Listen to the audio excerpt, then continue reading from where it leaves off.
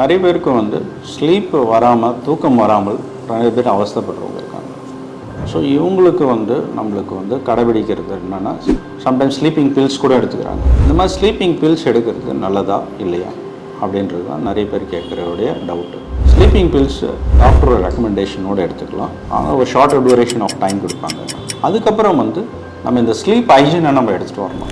என்னென்னா இந்த ஸ்லீப் ஹைஜீன்னா நம்ம உறக்கத்தை நம்மளே வந்து ஒரு டிசிப்ளினான மெத்தடில் நம்ம வரவழைப்பது தான் ஸ்லீப் ஹைஜீன். ஸோ இந்த ஸ்லீப் ஹைஜீன்றது எப்படின்னா டெய்லி வந்து அதே டைமில் தூங்குறது ஒரு நல்ல தூக்கத்தை வரவழைக்கும். இது மட்டும் இல்லாமல் நம்ம ஒரு இருட்டான அறையில் லைட்ஸ்லாம் இல்லாமல் தூங்குறது அட்வைசபிள். அதுக்கேற்ற மாதிரியான காட்டன் கிளாத்ஸ் போட்டுக்கிறதும் நல்லது. ஹெவியான மீல்ஸ் சாப்பிடக்கூடாது.